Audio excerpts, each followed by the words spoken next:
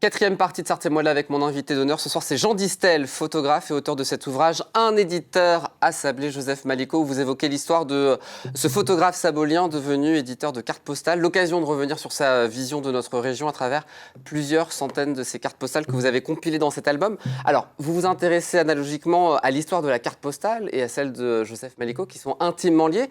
D'abord, l'histoire de la carte postale. Alors, l'origine, elle est incertaine entre l'Autriche et l'Allemagne au 19e siècle, mais en tout cas, ce qu'on peut dire, c'est qu'on pourrait imputer l'origine à un Sartois. Est-ce que je peux résumer ça comme ça? Oui, en mettant beaucoup de conditionnels, oui, mais bon, on sait aujourd'hui, enfin, les historiens s'accordent aujourd'hui à dire que bon, il y a quand même peu de chances pour que ça soit réellement vrai, et on penserait plutôt à quand même une petite supercherie. Mais bon, c'est une légende alors. Ouais, c'est plutôt Besnardo. C'est plutôt bon. Voilà, c'est vrai qu'à cette époque-là, on avait vraiment envie la France avait besoin de s'approprier. Il était libraire à Ciel-Guillaume, pardon, ouais, et du coup, il a été très utile au moment de la guerre franco-prussienne de 1870-71. Voilà. Mais en fait, là, c'est pas tout à fait je dirais qu'en plus, c'est pas tout à fait le thème. On en parle parce que c'est la carte postale illustrée, mais ça n'est pas la carte postale illustrée par des photos. Donc la carte postale illustrée par des photos, ça vient quand même un petit peu après. On sait qu'on est vraiment à la fin du 19e siècle, notamment quand on a photographié et mis en carte postale la Tour Eiffel. Oui, 300 000 exemplaires qui étaient édités à l'époque en 1889. L'âge d'or de la carte postale, c'est entre 1900 et 1920. Vous dites que c'était un moyen de communication de masse et aussi un objet de collection. C'était vraiment l'apogée de la carte postale. Tout à fait. C'est l'apogée parce qu'en fait, la carte postale correspond à plusieurs besoins. En fait, d'abord un besoin de communication, puisqu'en fait, le téléphone vraiment prend son essor après 1920. Donc en fait, il n'est pas rare de trouver des cartes postales où c'est marqué j'arrive par le train de 12h47, j'arrive à Sablé par le train de 12h47, et d'envoyer ça, quoi. De la même manière, les journaux n'utilisent pas encore, avant cette période, avant 1920, n'utilisent pas tellement, enfin les journaux locaux et régionaux n'utilisent pas la photographie. Donc en fait, les cartes postales servent de vecteurs de communication, et donc la carte postale remplit plusieurs rôles, ce qui n'est pas le cas un peu plus tard. Oui, elle perd ce rôle au lendemain de la Première Guerre mondiale. Elle perd beaucoup de ses rôles au lendemain de la Première Guerre mondiale, pour être ce qu'on appelle un objet touristique, en fait.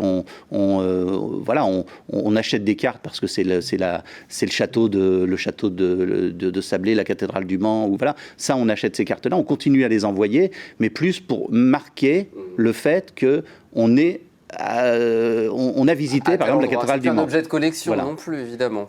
Et ça devient de moins en moins un objet de collection, tout simplement parce que la qualité d'impression a largement diminué, qu'on est passé d'un procédé qui était très très qualitatif, qui est ce qu'on appelle la phototypie, à un procédé d'héliogravure qui est quand même beaucoup moins qualitatif, et donc ça devient vraiment un objet de masse, de communication de masse, mais plus tellement un objet de collection à ce moment-là. Il faudra attendre les années 50 pour que des photographes s'emparent à nouveau, comme Robert Doisneau, Bouba, etc., et puis également Albert Monnier, un photographe auvergnat, qui vont en quelque sorte refaire des cartes postales comme dans l'ancien temps, si je puis dire. Alors, l'histoire de la carte postale intimement liée à Joseph Maliko, c'est ce que vous nous racontez dans ce bel ouvrage. Parlons de Joseph Maliko, photographe sabolien devenu notamment éditeur de cartes postales, né en 1874, et en 1899, il va reprendre l'entreprise familiale de peintre vitrier en y ajoutant la photographie. C'est à cette époque-là que se construit ce fameux atelier à Sablé-sur-Sarthe. Tout à fait. C'est une des premières décisions de photographe, c'est de construire un atelier, ce qu'on appelle un atelier lumière du jour, puisqu'à l'époque, on travaille uniquement avec la lumière du soleil. D'ailleurs, au-dessus de la porte du magasin, c'est marqué « On opère du lever au coucher du soleil ».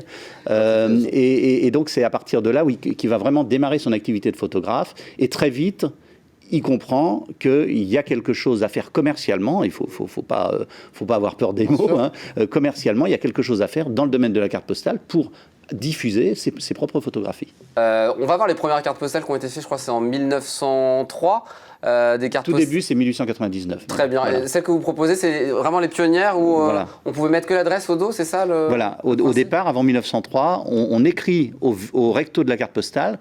Alors, la photo ne prend pas toute la place du recto. On écrit au recto de la carte postale, on colle le timbre au recto de la carte postale, et au verso, eh bien, on a juste le droit, par les PTT, de mettre l'adresse. Alors, à la veille de la Première Guerre mondiale, c'est la production qui va atteindre son apogée, celle de Joseph Maliko. C'est là vraiment le moment où il va le plus éditer des cartes postales. Oui, oui.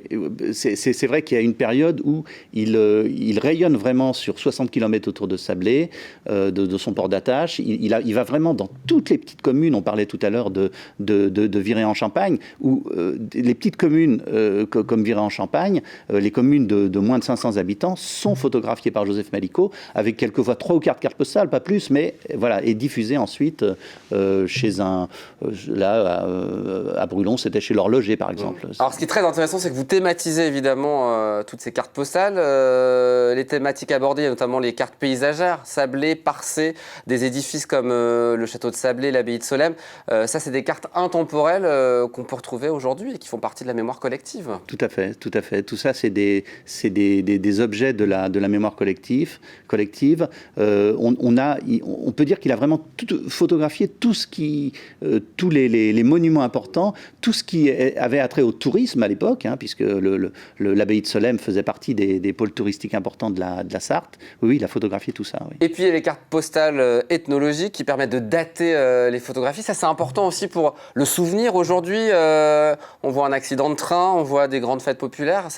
Aujourd'hui, la marque de ce qu'il a pu se passer il y a 100 ans. Tout à fait. C'est vraiment une période. Alors, c'est pas au tout début, en fait. Au tout début, on a plutôt des cartes assez banales. Et puis, très vite, il comprend qu'il faut aussi qu'il soit ce photoreporter qui rende compte d'une cavalcade ou d'une fête populaire dans un village. Et puis, des événements malheureux comme ici, les déraillements de train, les tamponnements, etc.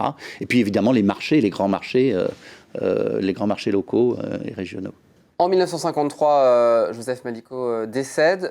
Son atelier est abandonné suite à sa mort. Voilà, le magasin est repris par on pourrait dire un marchand de couleurs, à l'époque on disait. Il revient un petit peu à l'origine des activités de l'activité de ses parents. Et l'atelier est complètement abandonné, livré au vent et aux intempéries. En 2007, il y a une réflexion sur la restauration. Vous rachetez en 2008 cet atelier ? Voilà. Je me suis dit qu'il fallait faire quelque chose. Bon, j'avais déjà le fonds Maliko, c'est-à-dire un certain nombre d'archives, de plaques de verre, de cartes postales et de matériel, parce que le matériel qu'on peut voir aujourd'hui à l'atelier, c'est le matériel, en grande partie du matériel d'origine. Donc j'avais pu déjà récupérer 20 ans auparavant ce matériel mis de côté et un peu exposé à l'occasion d'expositions, mais aussi mis de côté pour le protéger. Et puis voilà, après je me suis dit, il faut qu'on arrive à sauver ce bâtiment. Aujourd'hui, l'atelier Maliko, c'est un pôle culturel qu'on retrouve à Sablé-sur-Sarthe. Tout à fait. On essaye vraiment de dynamiser ce pôle à travers des visites guidées, évidemment, mais pas seulement. On ne veut pas que ce soit un musée figé, mais un lieu de vie où on puisse aussi bien pratiquer la photographie ancienne, accueillir des résidents et puis publier des livres, puisque c'est pour ça que je suis là aujourd'hui. Oui, c'est le deuxième. Il y a 8 ans, vous aviez publié un photographe à Sablé, Joseph Maliko. Dernière question, c'est un maître pour vous, un exemple on voit toute la passion que vous avez que vous menez pour lui alors que vous ne l'avez pas connu. C'est un exemple, c'est surtout quelqu'un qui a été à l'époque de la création en fait du métier de photographe tel qu'on a pu l'imaginer et tel que moi je l'ai connu avant l'arrivée du numérique. C'est-à-dire que la photo n'a pas tellement changé. Le métier d'artisan commerçant photographe n'a pas changé au cours du XXe siècle, quasiment. Alors les techniques se sont améliorées, mais le métier a toujours été le même. On faisait des mariages, on faisait des communions, on faisait des photos d'identité, on allait sur le terrain, dans les entreprises, etc. Ça n'a pas tellement changé. Et voilà, et c'est un des pionniers, en fait, de ce métier. Un éditeur à Sablé, Joseph Maliko, c'est aux éditions Atelier Maliko, on le trouve dans toutes les bonnes librairies sartoises. Tout à fait. Merci beaucoup Jean d'avoir été sur le plateau et puis vous reviendrez. Je suis sûr qu'il y en a un troisième qui va arriver car il était éditeur de cartes postales, photographe, mais il avait sans doute encore plein d'autres talents. On voudrait à l'Atelier Maliko rendre aussi hommage à d'autres photographes. Donc le prochain ouvrage sera sans doute un hommage à un photographe sartois. Eh bien, soyez le bienvenu sur le plateau pour en parler dans les prochains mois ou les prochaines années sur le plateau de Sarthe-et-Moi-de-là. Merci infiniment d'avoir été mon invité d'honneur. Très bonne soirée à vous, Jean. Et très bonne soirée à vous, chers téléspectateurs. Prenez soin de vous. Je vous donne rendez-vous, moi, demain à 18h30 pour une nouvelle quotidienne. Ou la semaine prochaine, 19h, pour un nouveau numéro de Sarthe-et-Moi-de-là, l'émission qui vous rend fier, vous le savez, d'être sartois. Ciao.